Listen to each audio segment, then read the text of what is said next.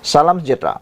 Selepas Anwar Ibrahim memberi nasihat kepada Muhyiddin Yassin, dia yang mengatakan Muhyiddin Yassin tidak baca sepenuhnya perlembagaan dan juga dia hanya memetik beberapa perkara tentang perlembagaan, dan Anwar Ibrahim juga menyalahkan Parti Bersatu atas tindakan 6 ahli parlimen bersatu yang menyatakan sokongan kepada Anwar Ibrahim kekal sebagai ahli parlimen kerana kesilapan bersatu sendiri.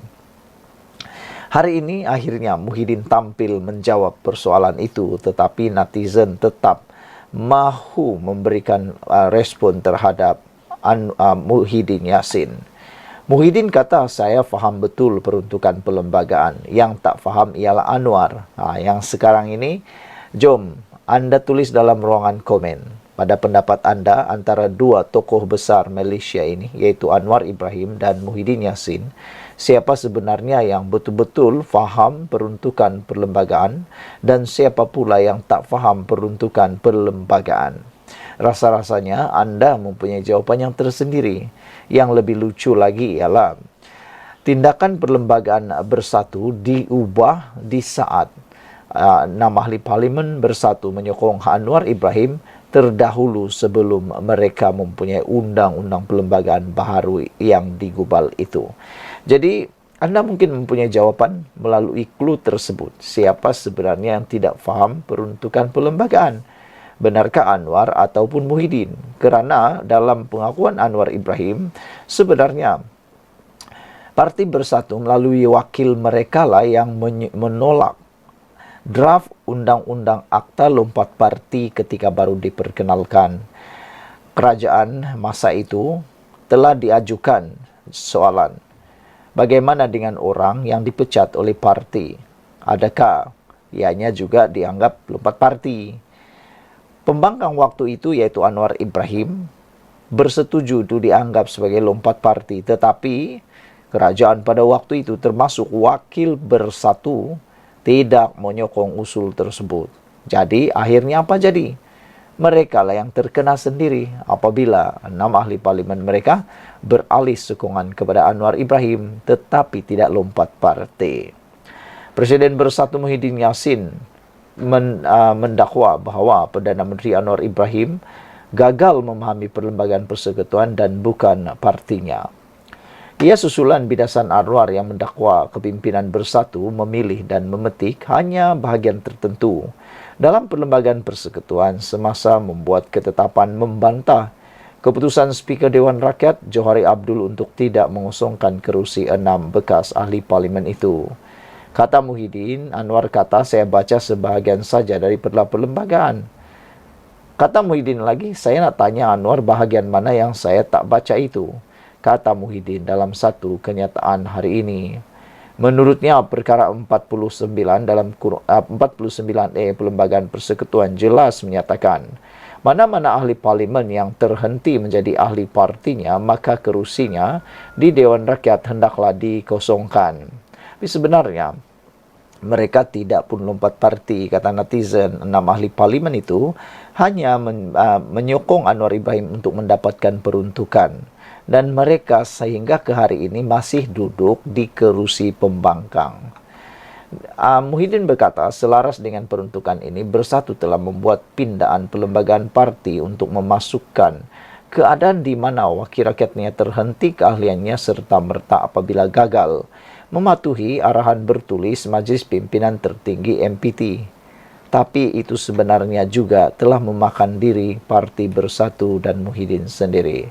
Dalam kes 6 bekas ahli parlimen Bersatu, mereka diberitahu untuk menarik balik sokongan mereka kepada Anwar tapi enggan berbuat demikian. Justru keahlian mereka terhenti dan kerusi mereka perlu dikosongkan. Apabila keahlian mereka terhenti, dengan kata yang paling senang anda fahami ialah dipecat. Menurut Akta Lompat Parti, kalau mereka dipecat, ahli-ahli berhormat yang dipecat, otomatik mereka boleh jadi calon bebas dan tidak perlu mengosongkan kerusi kerana bukan lompat parti. Mereka hanya lompat parti kalau tukar parti. Kata Muhyiddin, saya faham betul peruntukan perlembagaan ini. Yang tak faham ialah Anwar Ibrahim. Itu kata Muhyiddin lah. Apa pula pendapat anda tentang isu itu? Adakah anda setuju apa yang Muhyiddin kata? Beberapa komen daripada netizen kata, Red Parrot kata 6 PRK tidak mengubah kerajaan persekutuan. Kos 6 PRK berpuluh juta. Din minta dikosongkan dan PRK diadakan bukan untuk kepentingan rakyat, tetapi untuk kepentingan Abah dan juga partinya, kata mereka. Betul jugalah apa yang Red Parrot ini kata. Janganlah buat kebongkosongan supaya tidak ada PRK. Kerana 6 PRK itu pertama memakan bajet yang sangat besar.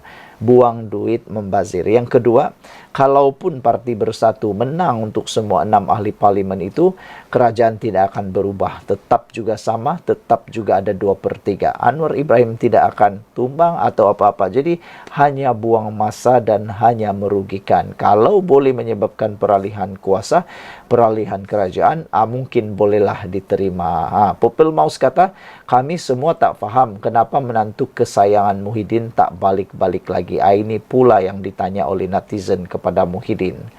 Kata Brown Falcon, sudahlah tuh, tutup parlimen. Itu supaya tiada lagi perkara begini, kata Brown Falcon.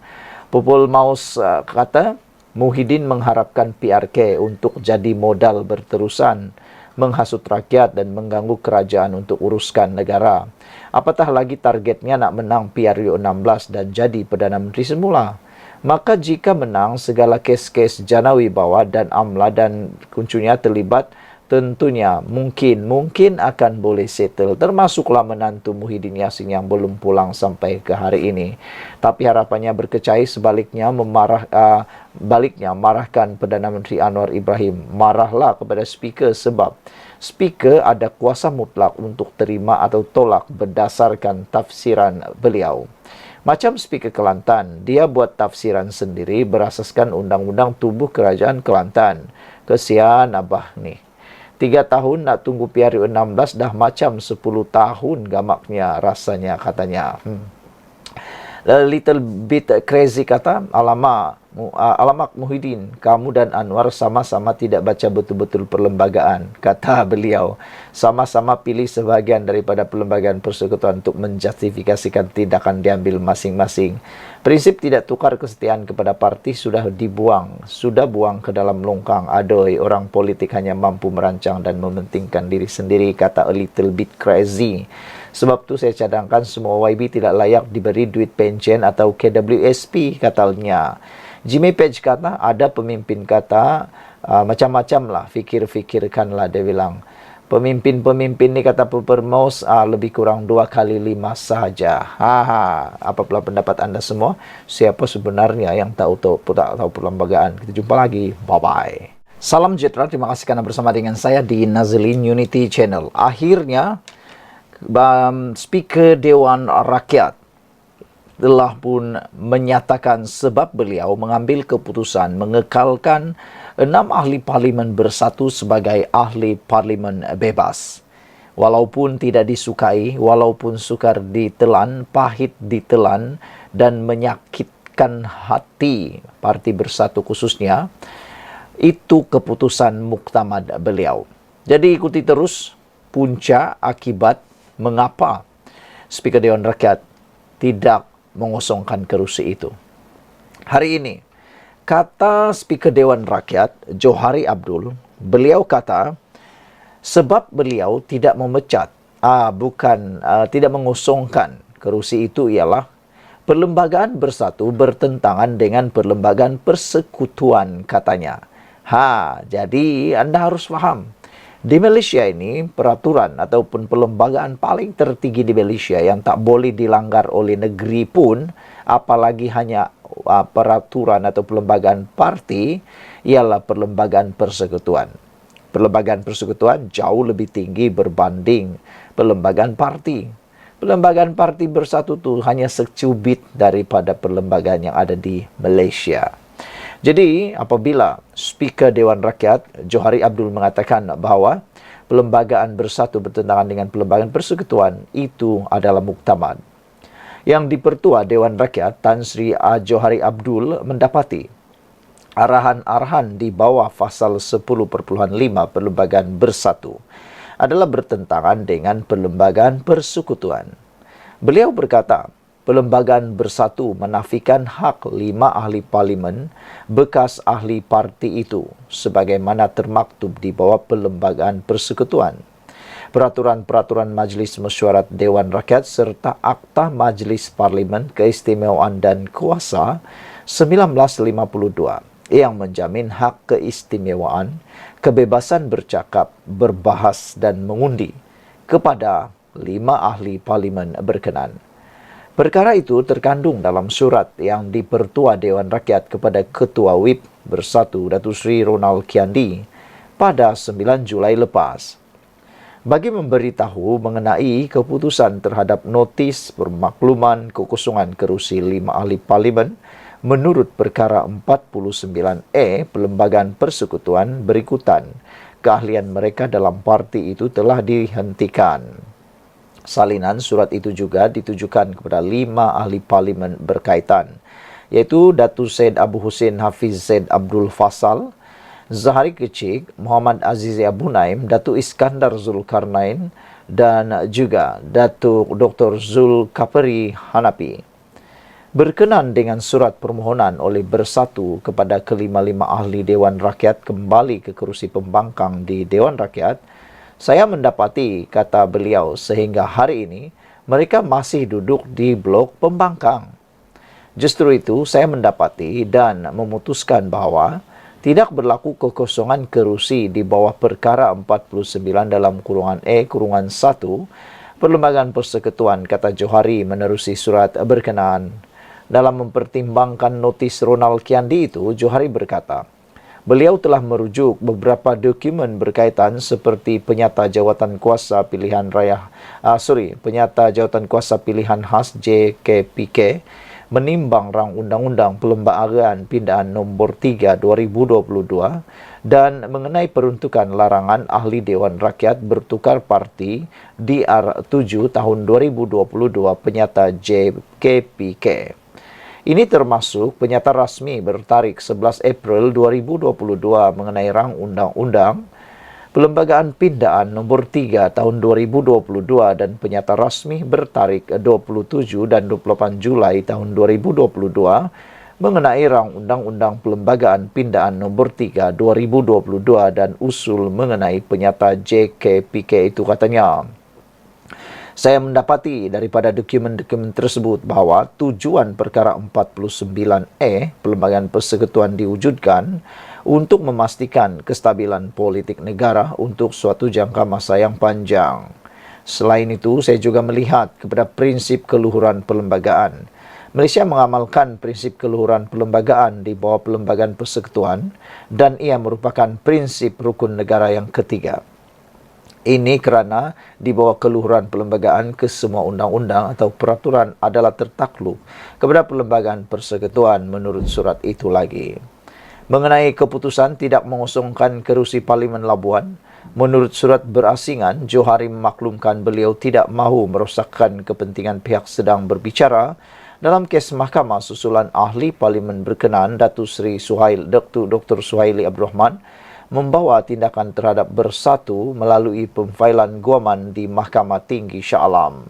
Oleh kerana kes ini sedang dalam pertimbangan mahkamah, maka saya tidak mahu merosakkan kepentingan-kepentingan pihak yang berbicara dalam kes mahkamah itu dengan keputusan saya di bawah perkara 49E dalam kurungan 3 Perlembagaan Persekutuan.